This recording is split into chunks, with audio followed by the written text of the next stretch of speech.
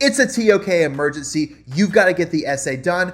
I've got everything you need to get it done in 2 hours. Let's get an A in TOK. Get an A in TOK. Okay, first of all, you know I got your back. If you need to send me your essay, if you want to Zoom, if you need your essay in 6 hours, I can help you out, okay? Get a hold of me at fiverr.com/PatFreakinJones. That's me.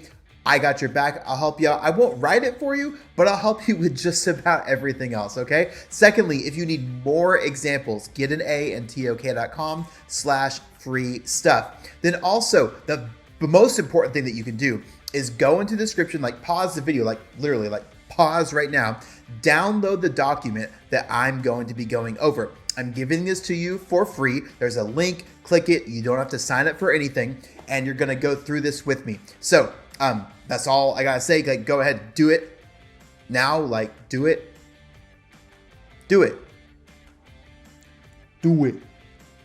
Okay, did you do it? Okay, I'm gonna go through it now. So, TOK emergency, I got you. If you need extra help, I know you do, click here to send me your essay. So if you click that, it's gonna take you to my Fiverr page where I've got so many great reviews. You can get a hold of me there. Okay, so this document, the one that you've already downloaded, gives you a quick and easy outline for getting the TOK essay done in a pinch. This is not gonna get you a 10 out of 10, but guess what? You don't care, you're just trying to get this done.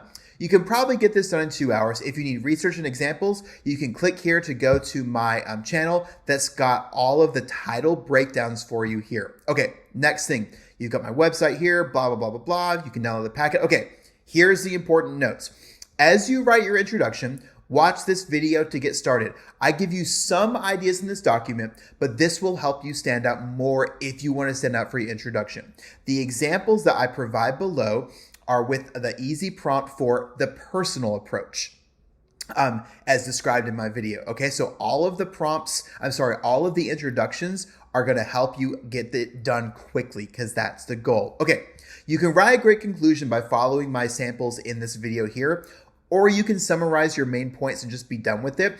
A great conclusion can raise your score, but if you're just summarizing, it's gonna keep your score the same. Okay, so what I've done here is I'm breaking it down by title. There's a video link here that's going to give you the evidence, and then I'm telling you what each paragraph does here. So introduction, give an example of contradictory evidence that you have encountered before in a class. Choose the example in your introduction from a class that you are in, that you are enrolled in, and talk about what happened. How did you experience it? Then jump in the thesis. Then you're going to go, yes, historians have an ethical obligation. Then yes, human scientists do. And then you're going to do the opposite. No, they do not have the ethical obligation. No, they do not. The natural scientists do not. Oops. Human.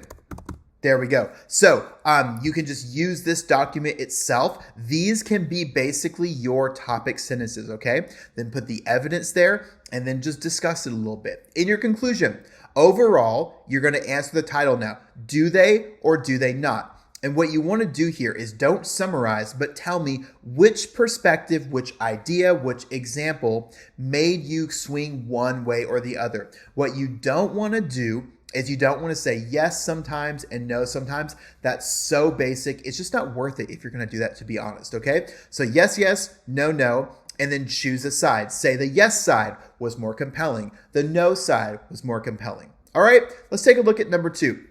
Is our most revered knowledge more fragile than we assume it to be? I love this one. So you got the link here. So we're talking about the arts and one other area of knowledge. So this one, you're going to talk about a time in any class, in any experience, in any time in your life when your own revered knowledge was wrong.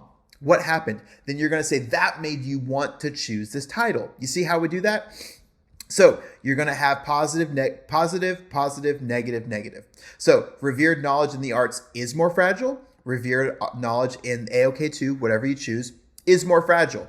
And then is not, and then is not. 4-body paragraphs, it's actually really similar to this. We're going to get it done, okay? And if you go to this link right here, I'm giving you the examples you need. All right, in the conclusion, you're going to say, is all revered knowledge more fragile?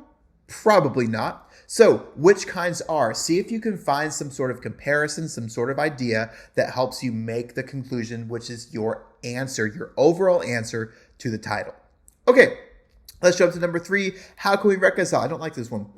the relentless drive to pursue knowledge with the finite resources we have available. So we're doing natural sciences and one other A-OK. Again, your evidence is here. This is just about your quick, easy organization. So my idea here was your introduction, the time that you ran out of money, the time when you ran out of time, both are finite resources.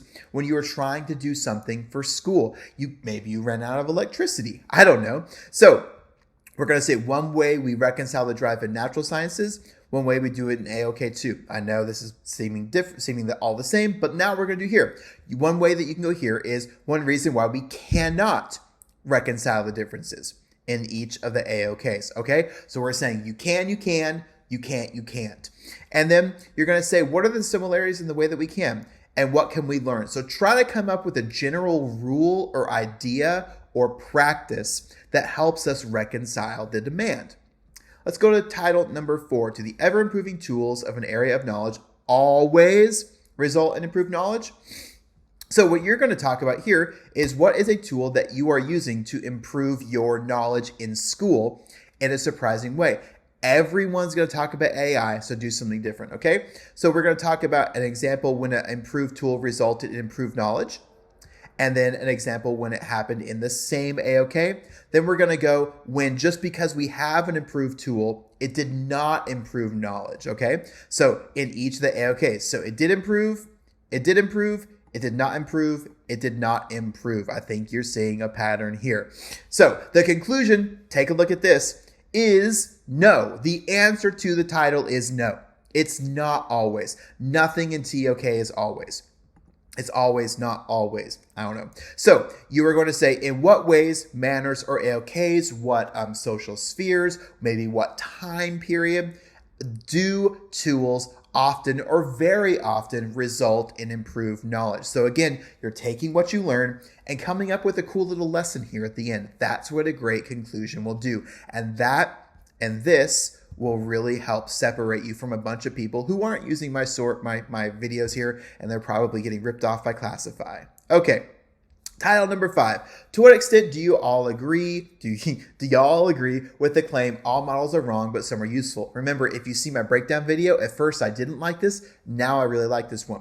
This is easy. Start it off with your own experience, a model that you used in class. If you're taking science, if you're taking math, you've used a model. Talk about it, and then say, because this was so helpful, I chose this title. So you're just saying, this experience inspired me to choose this title, then drop the thesis. So we're going to do an example in maths that causes you to agree, an example in your second AOK that causes you to agree, and then 2 examples, one for each AOK, on why you would disagree. But then it is important in the conclusion, you need to say the extent to which you agree. So I agree completely, which very well could be the case, by the way. I disagree completely. I agree to some extent, to a strong extent. Tell me the extent. And then, so what do we do with models? And really, what I've concluded is models are always wrong. That's why they're models. They're not truth. So what should we do with models knowing that they're not wrong? There's your conclusion. Okay. Number 6, does acquiring knowledge destroy our sense of wonder? Discuss with reference to 2 areas of knowledge. Remember, the evidence is there. Okay, when did you learn something that completely changed you? You talk about that inspired you to choose this title. This is really easy. Yes, it does. Yes, it does. No, it doesn't. No, it doesn't. So at the end, does it destroy our sense of wonder? Overall, you might say yes, you might say no. If you say yes, doesn't matter. If it doesn't, then what do we learn? What happens after that? So you're trying to look at little patterns. You could compare there a little bit, okay? Now, if you need even more help, remember, if this is even due tomorrow, you can get a hold of me at fiverr.com/PatFreakinJones. I will help you out. Chat with me. We can Zoom. We can do a lot. And if you do make an order with me, you can continue to chat with me one-on-one. We DM after you make your order, okay? I hope the TOK sucks a little bit less than it did at the beginning of this video. You can do this. You got it. Have a great one. I'll see you next time.